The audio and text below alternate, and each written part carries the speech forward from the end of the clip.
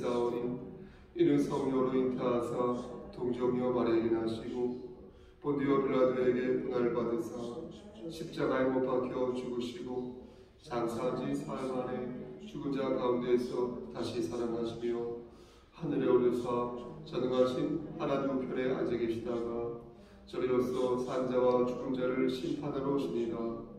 성령을 믿사오며 거룩한 공예와 성도가 서로 교통하는 것과 죄를 사해 주시는 것과 몸이 다시 사는 것과 영원히 사는 것을 믿사옵나이다. 아멘. 찬송가 269장 부르고 장교 집사님 기도해 주겠습니다.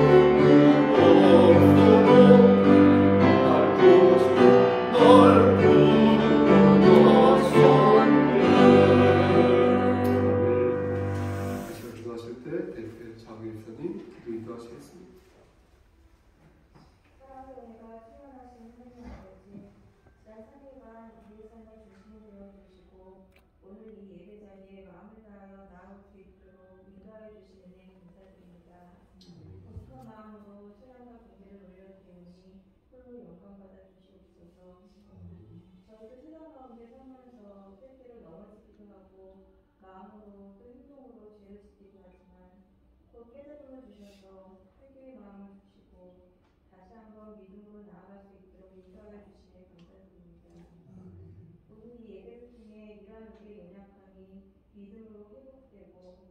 저희의 마음을 정결한 마음으로 채워주시옵소서. 하나님 아버지, 저희도 세상 가운데 살아갈 때에 믿지 않는 자의 눈으로 볼 때 그저 근심되고 낭만되며 주저앉을 수밖에 없는 상황일지라도 주님의 백성된 자로서 저희에게 그 안에서 주님의 뜻을 분별하고 담대함으로 나아가게 하여 주시는 데 감사드립니다. 주님이 주시는 지혜로 바라보는 눈을 주셔서 찬송한 안에 거하게 하여 주시는 주님의 크신 사랑에 감사드립니다.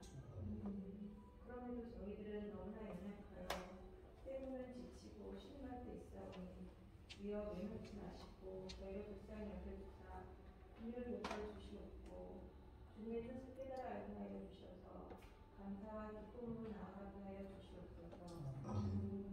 세상의 유혹이 시시때때로 우리를 위협하지만 매일 아침마다 주시는 영의 양식으로 이겨나갈 수 있는 지혜와 용기 주심에 감사드립니다.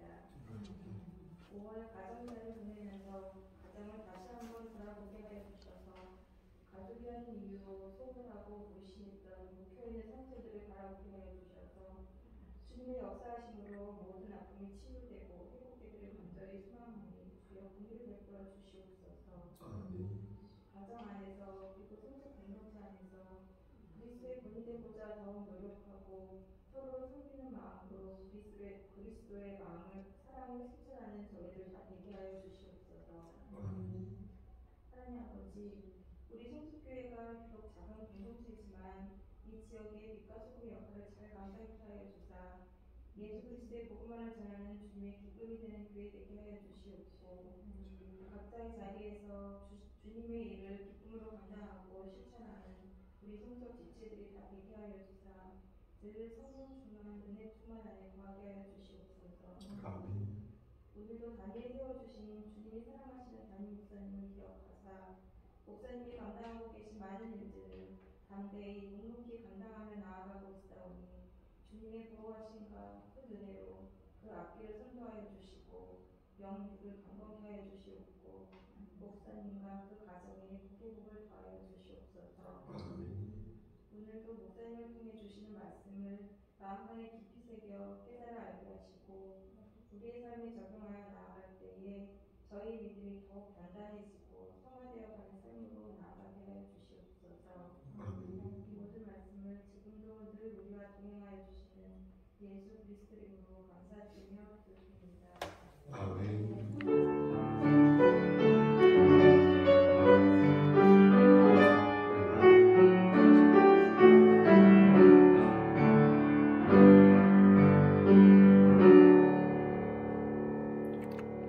하나님 말씀 고린도전서 3장 16절에서 17절 말씀. 고린도전서 3장 16절에서 17절 말씀.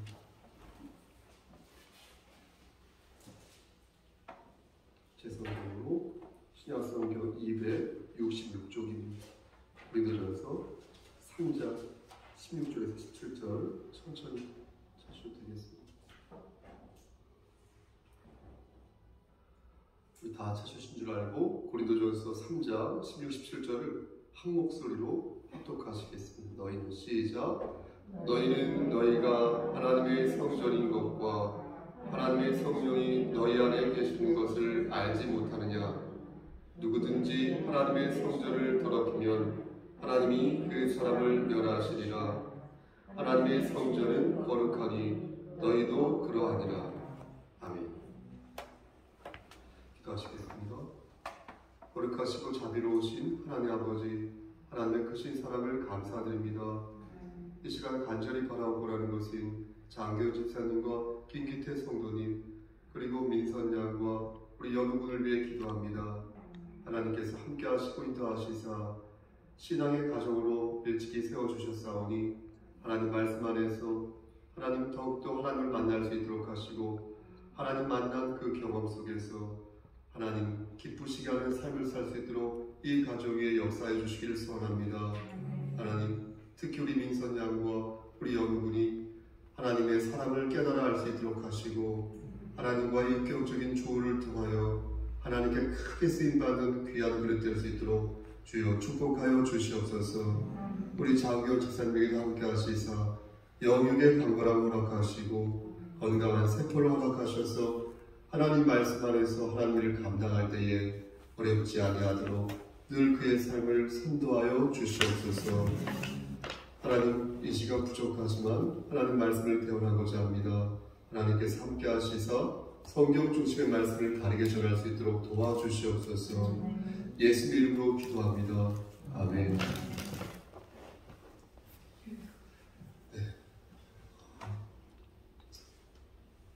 한 주간 동안이 아니고 사흘 동안 잘 계셨습니까? 김규현 집사님 예전에 주일 오후에도 뵐 수 있어서 그랬는데 일주일에 한 번 뵈니까 너무나 더 반갑습니다. 수요 예배에 참석, 지금 카메라를 찍고 있는 것 같은데 수요 예배에 참석한 분들이 이렇게 고정이 되고 만 것 같아요. 그래서 더 값지고 또 귀하다라고 생각하지만 한편으로 다른 권사님들과 다른 지체들은 정녕 수요 예배를 잊었단 말인가 하는 그런 씁쓸한 마음도 동시에 갖습니다. 코로나를 핑계 대기에는 이제 좀 수위성이 떨어진다라는 것을 말씀을 드리고 싶습니다. 언제까지 코로나를 가지고 이렇게 핑계 댈 만한 때인가 싶을 때 이제 좀 아니지 않을까라는 생각을 저 개인적으로 해보는데 모르겠습니다. 저의 개인적인 생각이라 틀릴 수도 있겠습니다. 말씀으로 은혜 받으시기를 소원합니다. 고린도 전후서를 읽으면 유독 눈에 들어오는 문구가 있습니다. 사도 바울이 왜 이런 문구를 사용하였는지 정말로 궁금할 정도로 정말 많은 부분에서 이 문구를 사도 바울이 사용하고 있습니다. 그래서 저는 오늘 말씀을 준비하면서 중간에 멈추고 말씀을 준비하면서 중간에 멈추고 그랬어요. 쉬려고 그런 게 아니라 이 말씀을 이 본문으로 오늘 말씀을 전해야 될 것인가에 대한 저의 개인적인 회의적인 생각이 있어서 그래서 다른 말씀을 준비하다가 그것도 못 전할 것 같아요. 또 다른 말씀 그것도 못 전할 것 같아요. 그래서 내일 아침에 드릴 그 강서를 오늘 전할까 하다가 또 그것도 안 될 것 같아요. 그래서 다시 돌아가서 다시 말씀을 붙잡고 강서를 준비했습니다.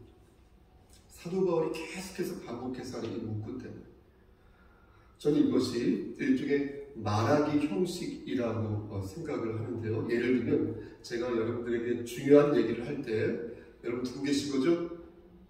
이렇게 말하지 않습니까? 그렇죠? 그리고 또 귀 있는 자는 성령의 음성을 들으시길 바랍니다 라고 한 다음에는 중요한 얘기를 하잖아요. 이런 말하기 형식이라고 생각을 저는 합니다. 물론 사도 바울이 고린도 전서에 기록한 그 이 문장 여러 가지가 있어요. 10번 하는 것 같아요. 이 문장을 일일이 다 다르죠. 그러니까 전후 문맥을 고려하여서 말씀을 좀 볼 필요가 있겠지만 어쨌든 간에 공통으로 전하는 것은 고린도 교회 성도들을 향한 사도 바울의 간절한 마음, 그리고 급박한 마음. 너무 급하다. 이 사람들한테 이걸 전해야겠다. 급박하다. 이런 마음으로 전할 때 이 문구를 사용했다는 것입니다. 당시 고린도 교회 사람들은 예수님을 구주로 믿게 되었지만 여전히 지난 행실을 다 바꾸지 못했습니다. 그래서 무늬만 성도인가 싶을 정도로 깨지고 부서지는 과정에 있었는데요. 그 모습을 본 사도 바울이 안 되겠다. 저 사람들 그래 싶어 기록한 글이 바로 고린도 전후서인 것입니다. 그러니까 바울은 고린도 교인들의 문제점에 대해서 신랄하게 지적하는 거예요. 그리고 그 과정에서 다소 가시가 돋친 그런 발언을 한 것입니다. 그리고 반복적으로 또한 한 것입니다. 그럼 그 말이 무엇일까요? 그것은 바로 보십시오. 너희는 그것을 모르느냐입니다. 너희는 그거 모르냐? 너네 그거 모르냐? 그걸 사도 바울이 계속 반복해서 말씀하고 있습니다. 사도 바울은 고린도 교회 성도들에게 묻기를 그걸 너희가 모르는 거냐? 그거 너 그거 모르는 거냐? 이렇게 묻는 것입니다. 이는 왜 그 답을 틀렸어? 왜 그 답을 몰랐어? 라는 게 아니라 너 그 답을 알고 있는데 왜 모르는 척 하는 거야? 이렇게 체크한 것입니다. 우리가 몰라서 잘못한 것은 어떻습니까? 좀 넘어갈 수 있지 않겠습니까? 모르니까. 모르는데 어떻게 합니까? 모른다고 하는데 어떻게 하겠어요? 넘어갈 수 있습니다. 어느 정도. 그런데 알고도 또 잘못하거나 아니면 알고도 모르는 척할 때는 그건 문제가 심상치 않다는 거예요. 그때는 어떻습니까? 호되게 야단을 맞는 거죠. 너 알고 있잖아. 이거 알고 있잖아. 그런데 고린도 교회는 알고 있는데 모른 척 했다는 것입니다. 그래서 사도 바울은 너 왜 모르는 척 하는 거야? 그러면 안 되지. 왜 모르는 척 하는 거야? 계속 반복해서 질책하며 물으신 것입니다. 그럼 바울은 이 말을 몰래 자주 사용하였을까요? 그런 것 같지는 않습니다. 유독 고린도 전후서를 보면 이 문구가 자주 보이는 것입니다. 제가 다 일일이 세어보진 않았어요. 하지만 고린도전서 여러분 5장 6절 말씀을 보시겠습니까? 고린도전서 5장 6절 말씀 보면 어떻습니까? 너희가 자랑하는 것이 옳지 아니하도다. 적은 누룩이 온 덩어리에 퍼지는 것을 어떻게 해요? 알지 못하느냐? 알지 못하냐? 너 알고 있잖아. 이렇게 말하였고, 또 고린도전서 6장을 한번 보시겠습니까? 6장부터 쭉 읽어보면 1절부터 내리 이 사도 바울 선생님께서 내리 아주 예민하게 뭐뭐 하지 아니하느냐 이렇게 따져 묻는 글귀가 나오는 것입니다. 물론 내용이 좀 다르지만 1절 말씀 끝에 하지 아니하느냐, 그렇죠? 이렇게 말씀하고 있지 않습니까? 또 2절 말씀 보시겠어요? 2절 말씀 보면 성도가 세상을 판단할 것을 너희가 어때요? 알지 못하느냐. 그렇죠? 그리고 끝에 감당하지 못하겠느냐. 그렇죠? 그리고 3절 중간에 보면 어떻습니까? 너희가 알지 못하느냐. 여러분 머릿속에 잘 생각하시면서 말씀을 읽어보세요. 4절 끝에도 어때요? 경히 여김을 받는 자들을 세우느냐? 5절 끝에 이같이 하나도 없느냐? 여러분 6절도 그렇습니다. 6절에도 믿지 아니하는 자들 앞에서 하느냐? 이렇게 보고 계세요. 7절 끝에도 어떻습니까? 납지 아니하냐? 여러분 9절에도 어떻습니까? 유혹으로 받지 못할 줄을 알지 못하냐? 이렇게 콕콕 집어서 고린도 교회 성도들의 잘못을 체크하고 있는 것입니다. 왜 바울은 이렇게 따져 묻으며 그들의 잘못을 지적하였을까요? 권사님들? 집사님들? 오늘 본문도 그래요. 오늘 본문 덥지 않으셨죠? 고린도전서 3장 16절하고 17절 말씀입니다. 고린도전서 3장 16절하고 17절 말씀입니다. 16절 말씀을 다시 보면 어떻습니까?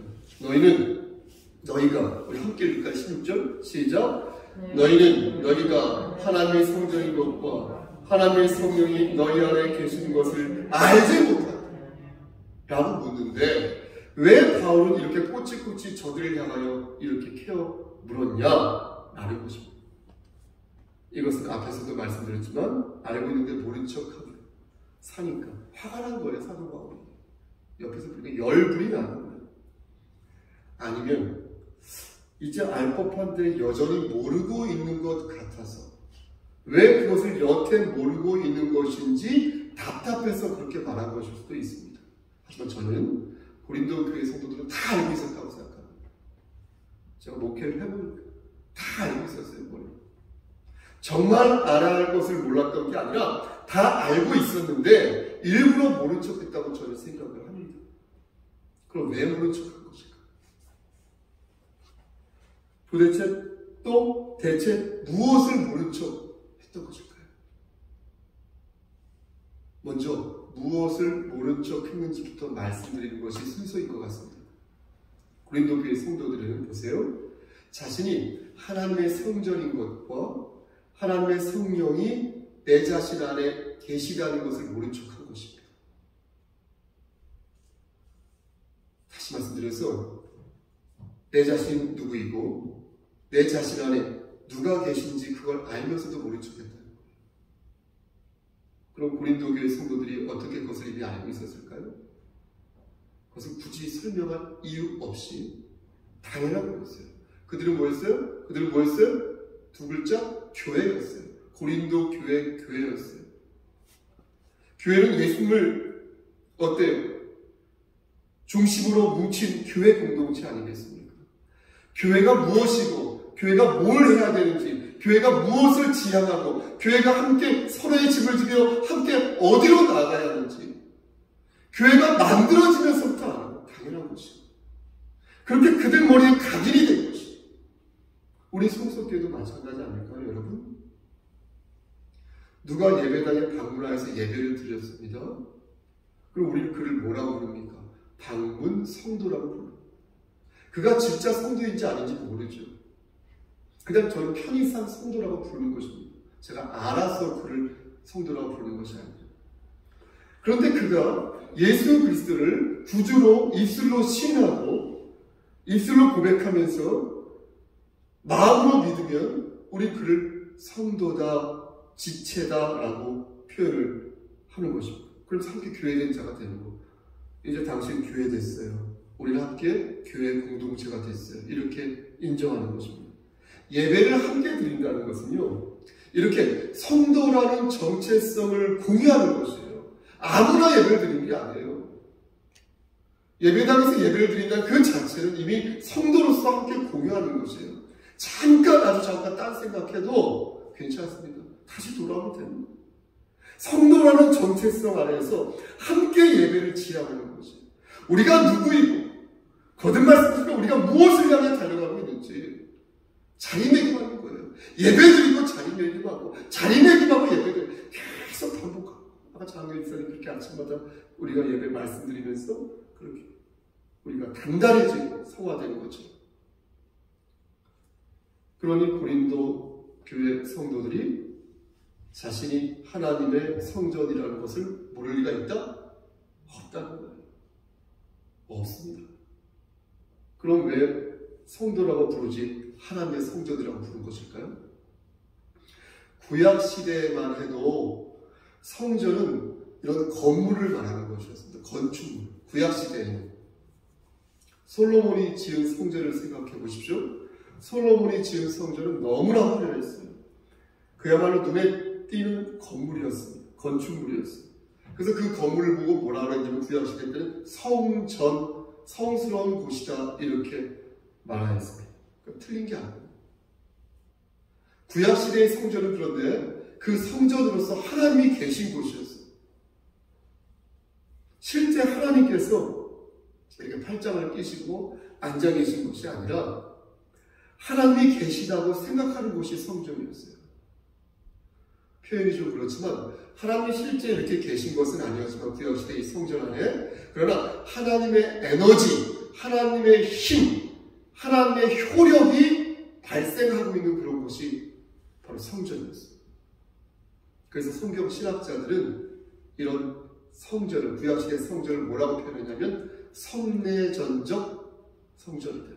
다른 말로 성내전적 상징으로서 표현되고 있다. 이렇게 어렵게 얘기하고 있습니다. 다시 말씀드리지만 실제 안 계세요. 하나님이 안 계세요. 구약시대 성전에 하나님이 안 계세요. 근데 하나님의 힘이 있어요. 이렇게. 구약시대는 이렇게 성전을 생각했습니다. 성전 안에 하나님이 계시는데 실제 거기에 계시지 않습니다. 하지만 에너지가 있다. 효력이 있다. 그런데 그래서 오늘 본문을 보면 성전을 그냥 성전이라 하지 않고 뭐라고 표현하고 있습니까? 뭐라고 표현하고 있어요? 하나님의 성전이라고 표현하고 있는 거죠. 그런데 보세요. 신약시대로 넘어가서 이러한 인식이 180도 달라졌다는 거예요. 여러분. 180도. 구약시대에는 건물이 성전이었고 그 성전 안에 하나님이 실제 계시지는 않지만 그 힘을 발휘하고 있다고 믿었는데 신약시대 때부터는 건물을 성전으로 생각하지 않게 되었다는 것입니다. 왜냐하면 예수님께서 이 땅에 오심으로써 더 이상 하나님께서 건물 안에서 힘을 발휘하실 이유가 없었던 거예요. 이해되십니까? 그럼 지금 무엇이 지금 무엇이 성전입니까? 바로 사람이 성전이라는 거예요. 사람. 인간이 성전이라는 거예요. 그럼 모든 사람과 모든 인간이 다 성전일까요? 당연히 그렇지 않습니다. 오직 예수 그리스도를 영접한 사람만 하나님의 성전이 될 수 있음을 믿으시기를 축원합니다. 다른 이로서는 구원을 받을 수 없나니 천하 사람 중에 구원을 받을 만한 이름을 다른 이름을 우리에게 주지 아니하셨다. 이렇게 말씀하셨지 않습니까? 주 예수를 믿으라. 그리하면 너와 내 집이 무엇을 받으리라? 구원을 받으리라. 하나님이 세상을 이처럼 사랑하사 뭐죠? 독생자를 주셨으니 이런 저를 믿는 자마다 멸망치 않고 무엇을 얻다? 영생. 또 무엇이 있습니까? 영접하는 자 곧 그 이름을 믿는 자들에게는 하나님의 자녀가 되는 권세를 주셨으니 이는 혈통으로나 육적으로나 사람의 뜻으로 나지 아니하고 오직 어떻게 해요? 하나님으로 난 자들. 이렇게 말씀하셨지 않습니까? 하나님을 믿는 사람만이 하나님의 성전이 될 수 있다. 예수 그리스도를 구세주로 영접한 자만이 하나님의 무엇이 될 수 있다? 성전이 될 수 있다. 자녀가 될 수 있다는 거죠. 그러니까 교회당에 와서 하루 종일 주리를 틀고 앉아 있어도 보세요.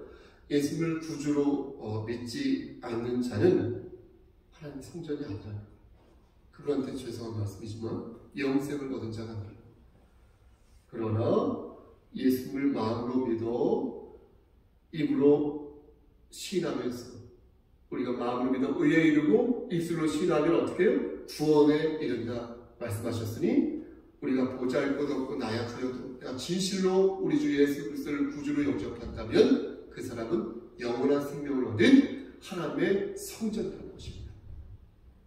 그래서 그리스도를 영접한 사람이 성전이다. 구약시대는 하나님께서 성전 안에 상징적으로 계셔서 성전을 하나님의 성전이라고 말했지만 이제는 예수님의 마음을 품은 자, 은혜를 품은 자가 바로 성전이다. 이렇게 말씀드릴 수 있겠습니다. 요한복음 2장 있죠? 요한복음 2장 13절 이하의 말씀을 보면 이런 말씀이 있습니다. 예수님께서 6월절이 이렇게 가까이 오자 예수님께서 예루살렘 성전에 방문을 하게 됩니다. 그런데 성전 안에 들어갔더니 장사꾼들이 난리법석을 떨고 있었고 이에 예수님께서 화가 나셔서 노끈으로 채찍을 만드셔서 양과 소를 내쫓고 돈 바꾸는 사람들을 막 화를 내시면서 돈을 쏟으시면서 상을 엎어버리는 그런 사건이 나옵니다. 그러면서 예수님께서 말씀하시기를 내 아버지의 집으로 장사하는 집을 만들지 말라 이렇게 말씀하시죠. 그러자 유대인들이 그 예수님을 향하여서 네가 이런 일을 행할 수 있는 표적을 나에게 보여라 이렇게 말을 합니다. 그러니까 하나님을 네가 아버지라고 말하고 있는데 이렇게 사람들을 혼쭐을 내고 있는데 그렇게 말할 수 있는 권위가 너에게 있는 증거를 나에게 보여줘라 이렇게 말을 한 것입니다. 그때 예수님께서 요한복음 2장 19절에서 말씀하시기를 너희가 이 성전을 헐라 내가 며칠 동안에? 3일 사흘 동안에 일으키리라 이렇게 말씀하셨습니다. 그러면서 말씀하시기를 성전이 예수님 당신의 육체를 가리킨 것이다 이렇게 21절에서 말씀하셨습니다. 그러니까 성전은 예수님 자체인 것이고 예수님 자체가 성전인 것이고 예수님 자체를 마음에 품은 우리도 역시 성전이 된다는 것입니다. 그래도 여전히 우리가 성전이 왜 성전인 것인지 잘 이해가 안 되지 않습니까? 저는 그런데 예수님이 성전인 것은 예수님 당신이 내가 성전이다 라고 말씀하셨기에 이해가 팍팍 되는데 왜 내가 성전이고 우리가 성전인지는 잘 이해가 그래도 안 되는 것입니다. 그런데 말씀을 찾아보니 다행히도 우리가 어떻게 하나님의 성전이 될 수 있는지를 가르쳐 주시는 말씀이 있었습니다. 바로 에베소서 2장 20절에서 20절 말씀. 우리 함께 이 말씀을 찾아보시겠습니까? 에베소서 2장 20절에서 20절, 제 성경으로 신약성경 312쪽입니다. 하나님께서 어떻게 말씀하시는지 보겠습니다. 2장 20절에서 21절, 너희는부터 읽겠습니다. 함께 신약성경 312쪽입니다. 너희는 시작. 너희는 사도들과 선지자들의 터 위에 세우심을 입은 자라. 그리스도 예수께서 친히 모퉁이 돌이 되셨느니라. 그 안에서 건물마다 서로 연결하여 주 안에서 성전이 되어가고 너희도 성전 안에서 하나님이 거하실 처소가 되기 위하여 그리스도 예수 안에서 함께 지어져 가느니라. 아멘. 여러분 뭐라고 말씀합니까? 적절한 비유인지는 모르겠으나 우리 주 예수님께서는 일종의 중앙 보일러와도 같이 하는 것입니다. 그러니까 중앙 보일러가 한겨울에 깜깜하게 이렇게 막 가동이 되면서 그 열기가, 그 에너지가 각 방으로 이렇게 전달되는 것입니다.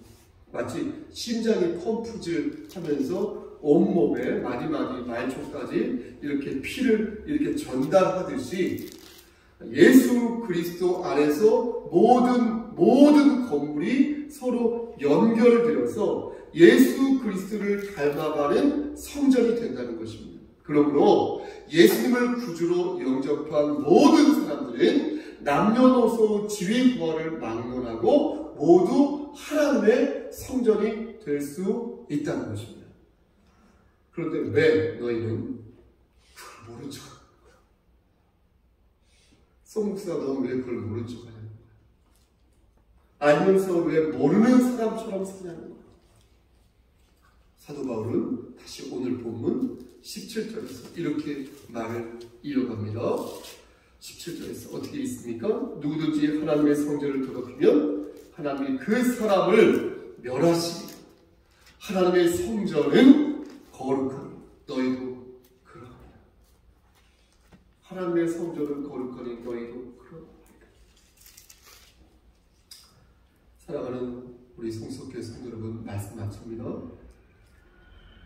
저는 하나님의 성전이 더러워지는 경우가 어떤 경우가 있는지를 한번 생각해 보았습니다. 우리의 몸과 우리의 마음이 더러워지는 경우가 어떤 경우가 있을까? 저는 강서를 준비하면서 이렇게 생각하고 저렇게 생각해 보았습니다. 나의 몸과 나의 마음이 더러워지는 경우가 어떤 경우일까?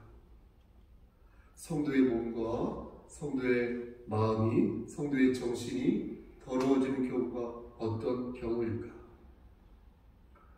성전을 더럽히는 자를 하나님께서 멸하시겠다고 말씀하시는데 과연 우리는 우리의 몸과 마음을 다시 말씀드려서 하나님의 성전을 거룩하게 유지하고 있는가? 물을 때에 상당히 고민이 되는 것입니다. 여러분, 저는 어떤 경우에 우리의 몸과 마음이 더러워지는지 여러분들에게 말씀드리지 않겠습니다. 왜냐하면 우리는 이미 우리가 하나님의 성전이라는 것을 알고 있기 때문입니다. 그래서 우리가 어떤 죄를 지었고 어떤 흑심을 품었는지 이미 알고 있기 때문입니다. 고린도 교회 성도들 역시 그것을 알고 있었습니다. 하지만 바울은 그들에게 하나님의 성전을 더럽히지 말 것을 강력하게 경고하였습니다. 그럼 우리는 어떠한가요? 우리도 경고를 받아야 할 처지에 있는가요? 그리고 저는 여러분들에게 그것을 경고할 수준에 있는가요? 안타깝게도 그러지 못합니다.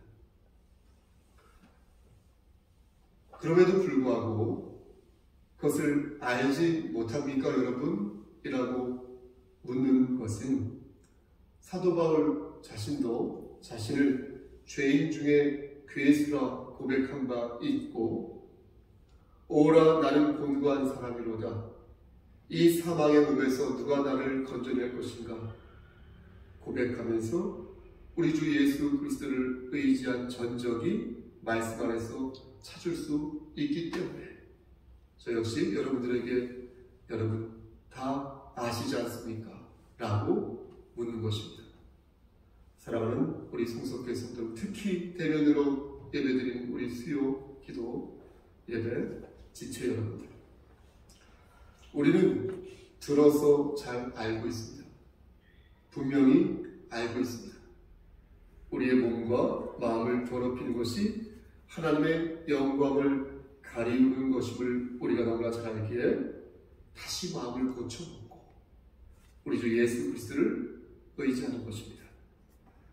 우리가 마음으로는 하나님의 법을, 육신으로는 죄의 법을 솔직히 섬기지만 다시 하나님을 의지하여 올바른 하나님의 성전이 될 것을 재차 다짐하는 것입니다.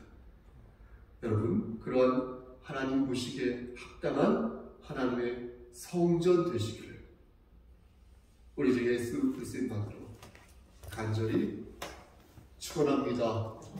아멘. 기도하십니다. 하나님 보시기에 합당한 하나님의 성전 되기를 소원합니다. 죄인 중에 괴수라 고백하였고 곤고한 사람이로다.